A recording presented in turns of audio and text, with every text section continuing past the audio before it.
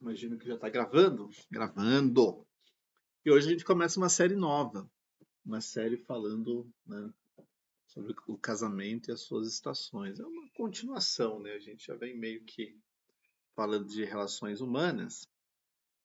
E nas próximas 12 semanas vamos tratar desse assunto, né? Vamos tratar aí do casamento, né? Vamos trazer um pouco de contexto bíblico e espiritual para esse tema, né?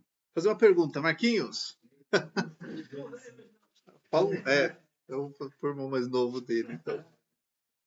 Um casamento na Bíblia que deu certo. Fala aí. Pensa em um. Abraão. Val, o casamento deu errado. Deu errado? Eu já pensei no que deu certo. Deu errado, eu nem lembrei agora. Não? Sinara? Fugiu. Lembrou? Achei que a Lilian tinha fugido. Foi pra lá. O casamento deu errado? Sansão. O casamento de Sansão deu errado. Né? O casamento de Nabal deu errado. Não foi, né? Não foi dos melhores, né? Então, Salomão com um monte de mulher, né? Também deu muito ruim, né? Pois é, né? O que mais? Outro casamento que deu certo. Sinara, outro casamento que deu certo. De Jacó? De Jacó? Com qual das duas? Com Rebeca? Mas aí Rebeca foi Isaac, né? Isaac. Não foi Jacó. É verdade. Então a gente tem na Bíblia exemplos de casamentos que deram certo, né? E exemplos de casamentos que deram errado. Assim como hoje na vida, deixa eu só colocar o ponteiro aqui, né? A gente tem casamentos que dão certo, casamentos que dão errado. O fato é que quando a gente olha para essa situação, a gente tem um versículo que me chama muita atenção, que é esse versículo que está em Amós, capítulo 3, versículo 3. Uma coisa muito importante. Este versículo, este capítulo, não está falando de casamento. Não é, né? A questão aqui não é o casamento, né? Quando Deus usa o profeta Amós para falar com o povo, não está falando a respeito de casamento. Está falando a respeito da situação espiritual que Israel estava enfrentando. Mas, se a gente pegar esse versículo e levar para qualquer outro contexto, inclusive esse de casamento, não deixa de ser uma verdade universal, vamos dizer assim, né? Será que dois andarão juntos se não estiverem de acordo? Essa é a pergunta que o profeta, inspirado por Deus, trouxe para o povo. Mas pensando, né, além daquele contexto original, né, trazendo, né, isso para o contexto do casamento, esta é uma verdade que ainda é super verdadeira. Né? Dentro de uma relação, né, de casamento, se não tiver acordo, se não tiver concordância, né, se os dois não tiverem alinhados, né, no mesmo propósito, no mesmo desejo, não tem como andar. Se cada um quer ir para uma direção, se cada um quer fazer uma coisa diferente e às vezes oposta, dá ruim, dá problema. Então, por mais que não seja um versículo associado com a questão do casamento, ainda assim é uma verdade super importante para a questão das relações humanas, para as questões associadas com o casamento, que é o acordo. Né? Se não tiver bem combinado, se não tiver bem alinhado, não tem como andar junto, não tem como funcionar. E assim como a gente viu exemplos agora, né, de Abraão, né, de Sansão, né, de Salomão, casamentos que deram certo, casamentos que deram errado, a verdade é que todo casamento ele tem um ciclo, né? Não é o tempo todo flores, às vezes tem os seus momentos de dificuldade, porque uma relação humana de qualquer natureza, ela está suscetível, né, está sujeita a passar por altos e baixos. E o casamento não seria diferente. Mesmo na Bíblia, se você pegar, por exemplo, Abraão, que foi mencionado aqui como um casamento que deu certo, né? Abraão com Sara. Foi isso que você falou, né, Val? De Abraão? Foi o Marquinhos. Ô, Marquinhos, foi você que falou de Abraão. Né? Teve, por exemplo, situações onde o casamento ficou estranho. Quando, por exemplo, nasceu Ismael, aí depois de Ismael nasce Isaac, né? Sei lá, quase 15 anos, mais ou menos, diferença de um para o outro. E aí, né, Isaac agora como filho de Sara, e Sara, mãe, vendo, né, o outro filho de Abraão maltratando Isaac, que era pequenininho, né, chegou para Abraão e falou assim, ó, você precisa tomar uma decisão, não estava bom. Então, imagino que aquilo não era uma situação que aconteceu pontualmente. Acho que já vinha acontecendo, aí chegou uma hora que mãe é mãe, e disse assim, ó, precisa resolver. Então, tudo foi momentos de flores na vida de Abraão e de Sara, não, teve essa questão. Né?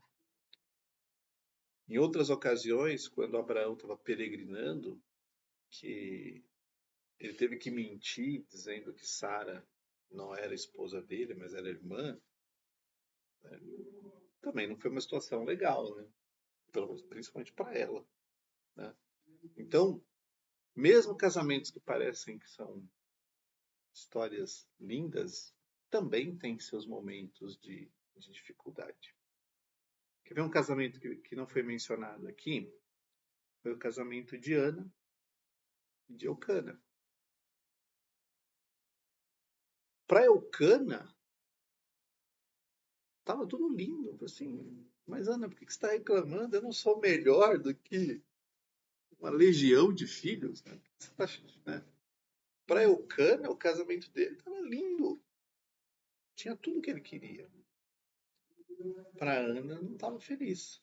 Faltava alguma coisa. Então, né, até a perspectiva dentro do casamento pode mudar, porque às vezes para um tá bom, Eucana, mas para outro pode estar faltando alguma coisa, Ana. Então, mesmo casamento, duas perspectivas. Isso é um pouco do que nós vamos estudar ao longo dessas 12 semanas. Né? Cada uma dessas estações onde a gente vê que, né, os casamentos da Bíblia, né, tinham seus bons momentos, mas tinham os momentos ruins, exatamente como os nossos aqui, de hoje, no século XXI. Tá?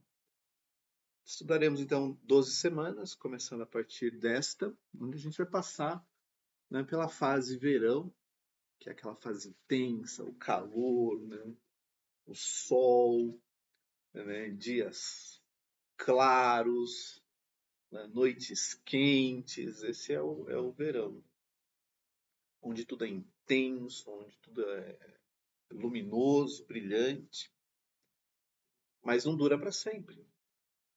Chega uma hora que vem o outono, onde as folhas caem, onde o tempo fica mais cinzento, onde a gente acha que vai estar quente, depois esfria, e aí depois esquenta de novo, e depois esfria. Então fica aquela sensação de que parece que não tem uma definição da onde que isso vai levar.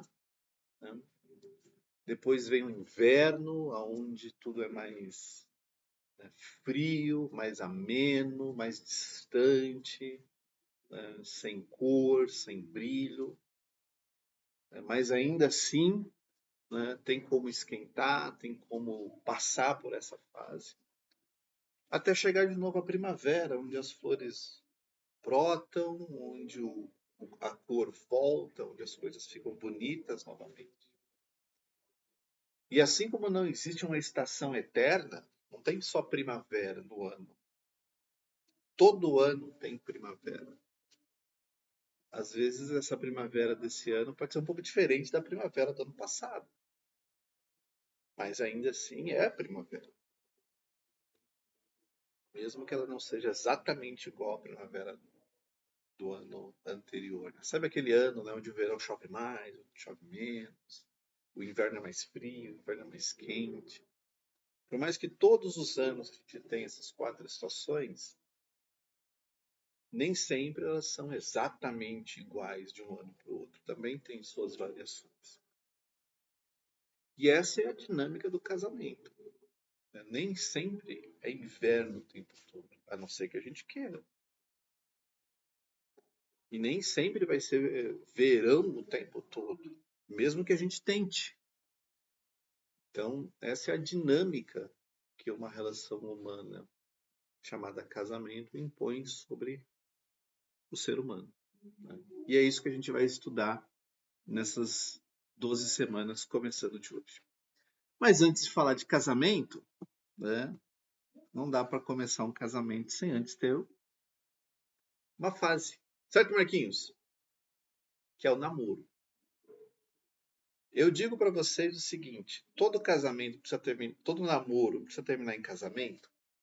Não, não precisa. Não é uma regra para isso. E a gente vai discutir um pouquinho hoje o porquê. Tá? Então, antes da gente dar uma sequência aqui nesse slide, deixa eu colocar aqui, deixa eu ver, vou colocar aqui uma outra telinha para gente. Vou arrastar para cá. Eu vou maximizar essa outra telinha aqui para a gente poder pensar um pouquinho. Deixa eu só ver se está gravando essa telinha. Deve estar. Muito bem. Então vamos lá, né? Se a gente pensar um pouco uma relação chamada casamento, e agora eu vou ter que fazer uma arte porque eu estou com a tela dividida, mas eu vou ver se eu consigo usar aqui de uma maneira que funcione. Então vamos lá. Vou pegar aqui. Vamos pensar que em toda relação a gente tem aqui uma pessoa, vamos chamá-la de pessoa. Vamos dar um nome para essa pessoa? Vamos chamar de pessoa A.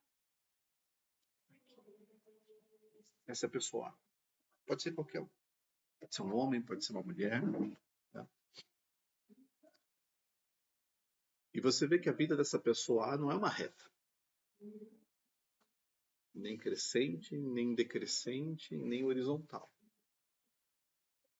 Ela sobe um pouquinho, desce um pouquinho, sobe um pouquinho, mas ela está progredindo para algum lugar. Mas além da pessoa A, a gente tem uma outra pessoa aqui que a gente vai chamar de pessoa B. Eu vou tentar fazer um B. Né? E essa pessoa B, ela também tem uma vida.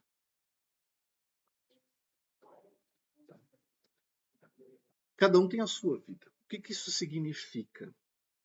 Quando a gente estabelece uma relação com qualquer pessoa, mas a gente vai pensar aqui no namoro, toda pessoa tem um histórico. Todo mundo tem um histórico. Tanto a pessoa A quanto a pessoa B. Que histórico que essas pessoas têm? Vou tentar colocar aqui de uma outra cor, só para a gente poder diferenciar o A do B. O primeiro histórico que a gente tem é o familiar. Exceto se A e B são irmãos, ou talvez primos, né? Exceto essa condição, A tem a sua família, B tem a sua família. Pode ser próximos ou distantes, mas existe uma questão aqui chamada histórico familiar. Se o A é filho único e o B vem de uma grande família, você já percebe que tem uma diferença gritante entre o A e o B. Se o A foi criado pelos avós e o B foi criado pelos pais, né, já tem uma diferença aqui. Se o A perdeu a mãe quando ainda era muito novo e o B teve, né, foi criado por pais separados, é um outro. Vocês percebem, né, que o histórico familiar ele tem uma complexidade enorme de muitas variáveis e além dessas muitas variáveis, né, o histórico familiar ele é por si só complexo, porque esse histórico a gente não elimina, ele continua conosco. O histórico familiar ele continua. Além do histórico familiar, a gente também tem um histórico social, né? Aonde que essa pessoa A e essa pessoa B estão inseridas, né? Se a pessoa A, né, cresceu e viveu no Nordeste, veio para São Paulo, e a pessoa B, de repente, né, veio do México para cá, e eles se encontraram, são duas realidades, né, completamente distintas. Podem ter algumas semelhanças, mas elas não são exatamente iguais, né? Se esse histórico social diz que o A e o B cresceram na mesma vizinhança, jogaram juntos, brincaram juntos, estudaram na mesma escola, ou de repente são de escolas diferentes. Então, existe uma questão social, né, que também precisa ser considerada. Um outro aspecto é o histórico emocional, que ele é muito mais endógeno, ele é muito mais interior, né? Às vezes você vê uma pessoa, mas você não vê o que ela sente, não tem como ver o que a pessoa está sentindo. Então, se ela tem momentos de alta extroversão, gosta de rir, de brincar, tal, mas à noite, quando ela fecha a porta do quarto, ela se sente infeliz, sofre, chora, porque, né, falta. Tem coisas que o histórico emocional não simples. Enquanto ninguém fala, ninguém sabe, porque ela é do mundo interior, está dentro da nossa cabeça. De fora a gente vê sinais, de fora a gente vê algumas evidências, mas ninguém sabe o que a pessoa sente se o outro não falar, porque está no mundo interior, está dentro de nós. Poderíamos listar ainda outros históricos aqui dentro, como o próprio histórico cultural.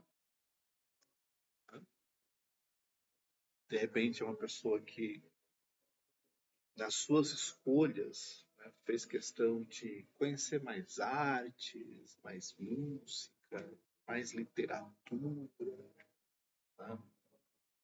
Quis fazer teatro, quis fazer dança, porque se conecta com essas coisas. E tem outro que preferiu ser mais cartesiano, sabe? Eu faço engenharia, eu faço, né, uma ciência mais exata, né? Então, enquanto o outro se liga em coisas mais abstratas, o outro prefere algo mais concreto, porque é mais pragmático, porque fez escolhas que, de certa forma, levaram para esse contexto. Tem também o histórico financeiro, né, que conecta de alguma forma com o social. Então, o que eu quero dizer com tudo isso? E a gente poderia ficar ainda mais um tempão falando de história. Que cada pessoa, a pessoa A e a pessoa B, elas trazem consigo uma história. Então, o histórico ele tem como objetivo criar nossa história. Cada um de vocês, e aqui a gente, né, tem um grupo bem variado, cada um de vocês tem a sua história, que passa por aspectos familiares, sociais, emocionais, culturais, financeiros. Cada um tem a sua história. Cada um tem uma história. E não dá para você simplesmente se livrar da sua história. Assim, eu não quero a minha história. Eu quero uma outra história. ela faz parte de quem você é e faz parte de quem você chegou até agora. Não dá para dizer que não quer a história. E aí vamos continuar olhando essa pessoa A e essa pessoa B aqui. Tanto faz quem é o homem, enfim, quem é a mulher. Né? Em algum momento, o que vai acontecer? Essas histórias, elas podem em algum momento chegar aqui. Em algum momento, essas pessoas se encontraram, se gostaram e desejaram iniciar um relacionamento. Né? E aí, o que aconteceu com essas duas pessoas? Esta história do A e essa história do B, dentro do relacionamento, agora essas histórias se conectaram. Porque essas pessoas decidiram, vamos aprofundar esse relacionamento. Vamos nos conhecer, vamos estabelecer um vínculo, né, afetivo, emocional, e agora a gente está junto nessa história. Então agora eles dividem.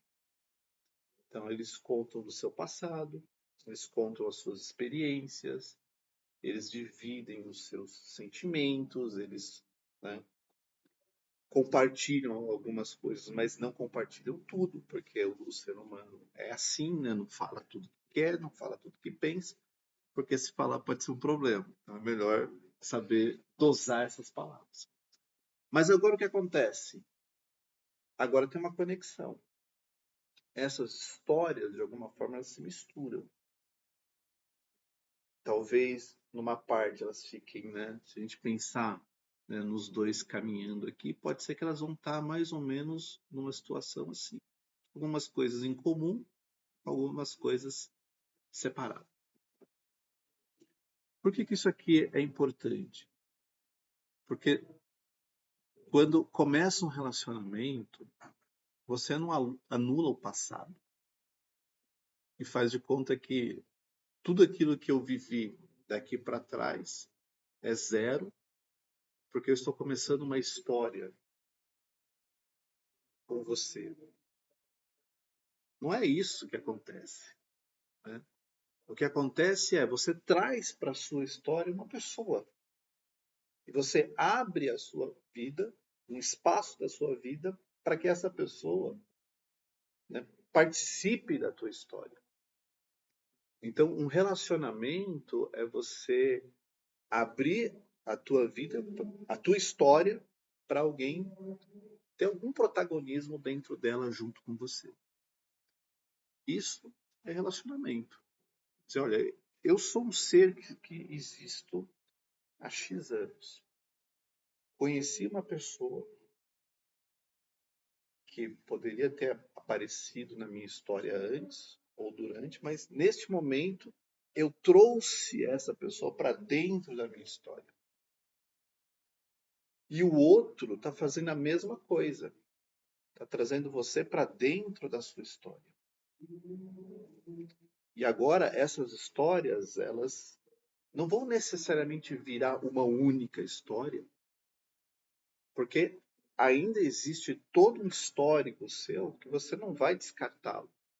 Ele vai continuar com você. E aí, quando a gente vê a questão do namoro, e agora eu vou voltar lá para aquele slide, a gente vê que esse antes do casamento chamado namoro, ele precisa ter 3 momentos que são extremamente importantes para a gente trilhar esse novo capítulo da história. O primeiro momento é como ele começa.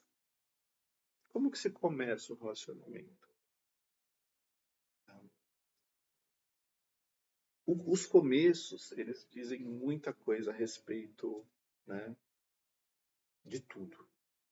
Na psicologia, quando eu vou me aventurar num campo que não é meu, mas na psicologia existe, né, vários testes que provam que as pessoas, elas, quando você conta uma história, quando você, né, narra qualquer coisa, existem 2 momentos que ficam mais marcados na cabeça da pessoa. primeiro momento é chamado de primazia, que são os primeiros, o começo. E o segundo momento é a recência, aquilo que a pessoa está ouvindo já no final. O meio fica sempre diluído em flashes. Então você lembra, mas não lembra tão bem quanto você lembra do começo. E não lembra tão bem quanto você lembra do final. O meio, ele fica sempre diluído. Então, qualquer relacionamento, você pegar o relacionamento dos seus pais e perguntar como foi o começo, eles vão lembrar do começo.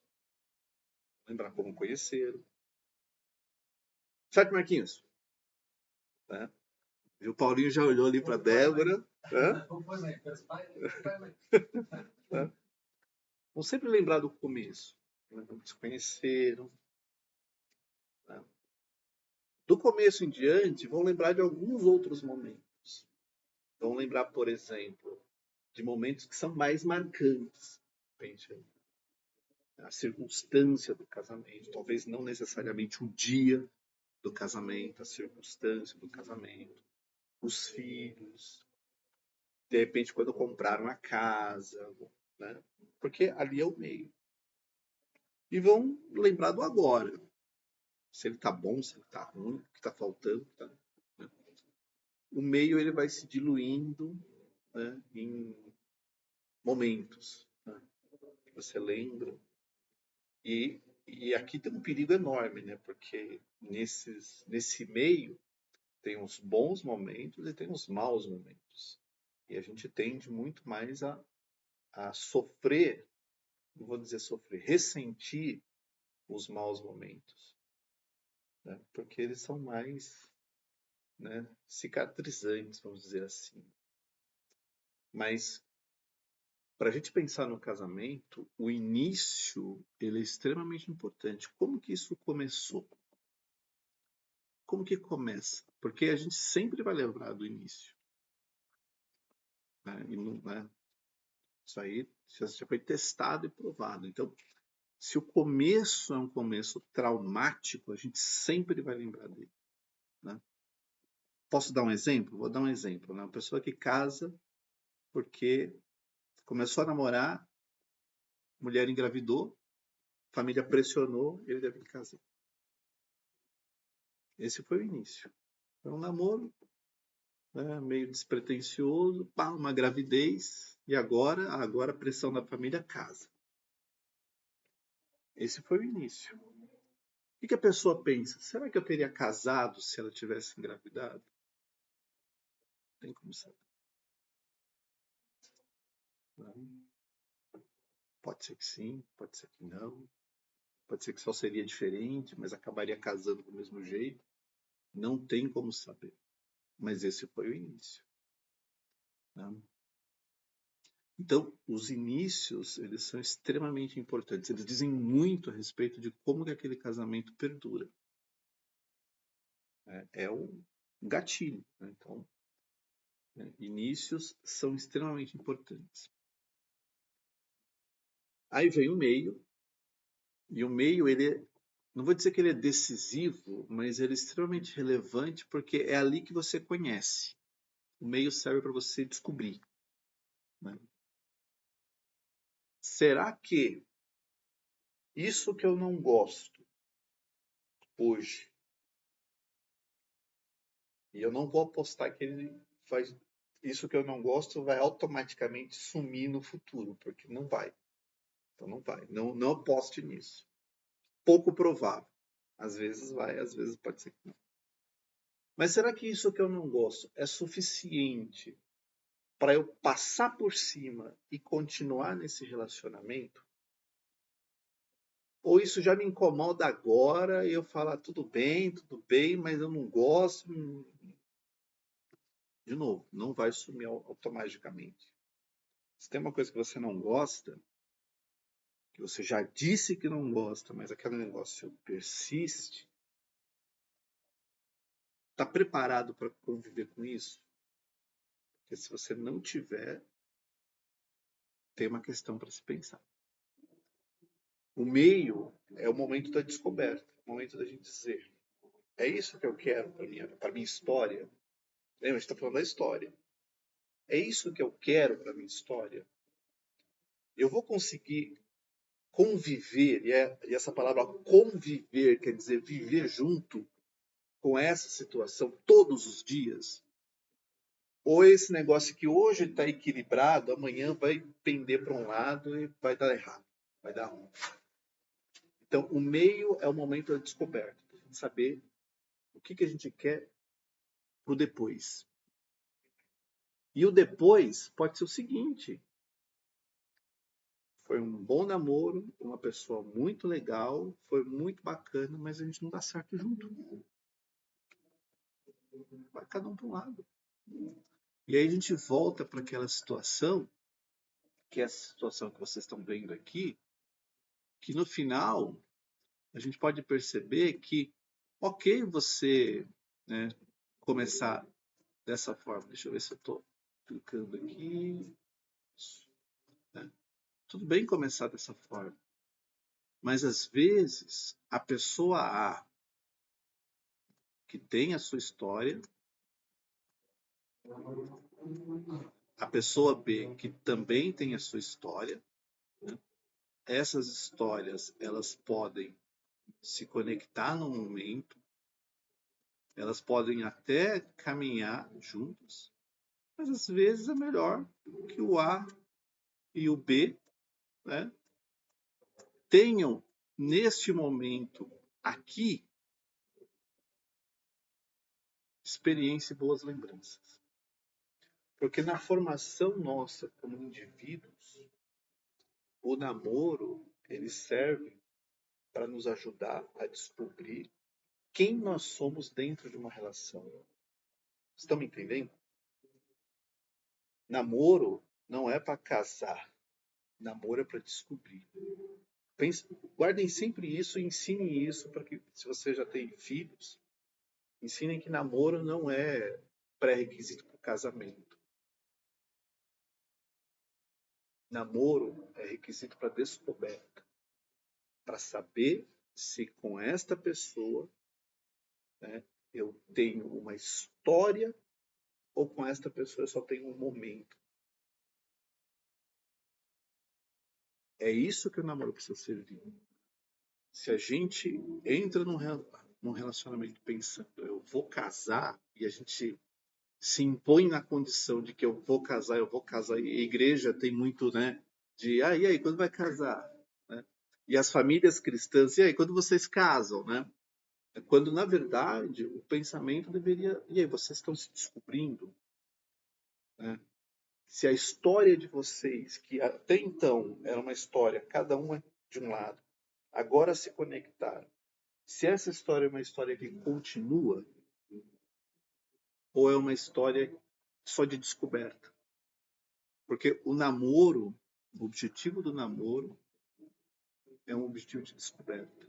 É saber quem eu sou quando divido a minha história com outra pessoa.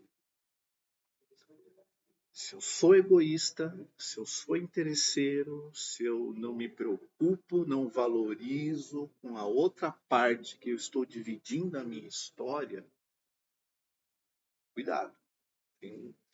Você ainda não está preparado para isso.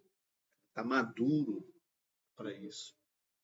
E a grande questão que fica é que as pessoas entram num namoro para descobrir, descobrem que tem coisas que não vão dar certo e ainda assim casam, sabendo que não vão dar certo. Tá?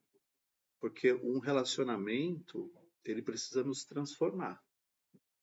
Se a gente não quer ser transformado por esse relacionamento, se a gente quer achar que não, a gente está aqui junto, está junto.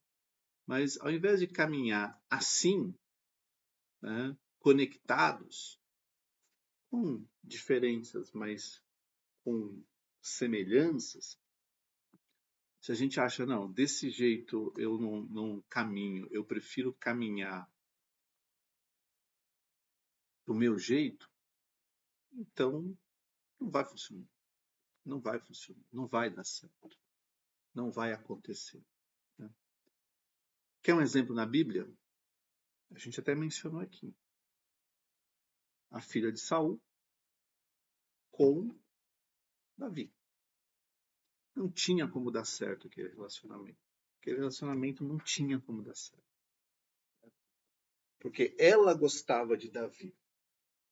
Mas Davi não queria saber dela. Se você pegar a história, né, Davi foge. E o que ele faz? Arranja outra mulher. Arranja, né, mulher de Nabal. Arranja outra mulher. Para ele, né, Mical era só o prêmio do dote. E chega um momento que ela percebe também que aquele relacionamento não ia dar certo. Não ia dar certo. Tá? Porque um não fazia parte da vida do outro. Imagina, né? Davi fugindo, tantos anos fugindo do pai do fogo. Ela lá. Ela não fez parte dessa história, não fez parte dessa... Ela ficou num canto, ele ficou no outro. Lá na frente, o que ele fez? Traz Mical. Pra quê? Pra nada. Ela não podia ter filho dele. O relacionamento dele já estava sabotado há muito tempo. Né? Então, se conheceram ali para serem dois estranhos, para não ter conexão entre eles. Então, isso é muito sério. O casamento, que é né, fase decisiva na vida de qualquer pessoa, ele antecede esse momento, ele é antecedido por esse momento de descoberta que vem no namoro. E a gente precisa olhar qual que é o desenho que a gente tem. Um desenho onde as coisas vão se conectar e depois separar, ou se é um desenho onde as coisas elas vão se conectar e vão continuar juntas. Porque se elas se conectam para depois se separar, também não vai funcionar. É igual você pegar o azeite e o vinagre, né? A gente sabe que eles ficam sempre separados, não lembro das aulas aqui da série. Você mistura, eles... mas depois eles se separam. Eles não combinam. E aí depois, se você misturar, eles tá bagunça ali, depois se separam.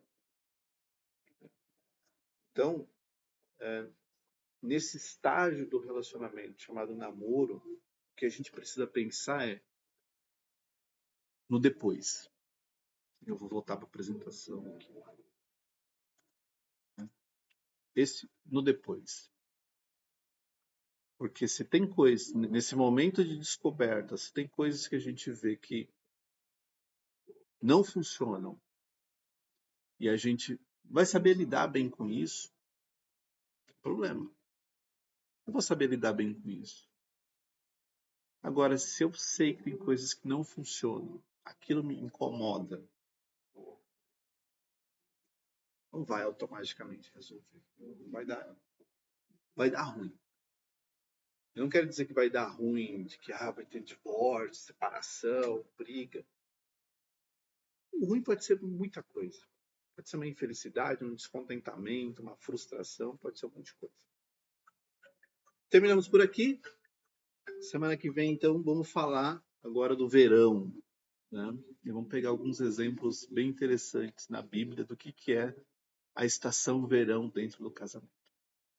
Gente, Deus abençoe vocês. Vou interromper aqui a gravação.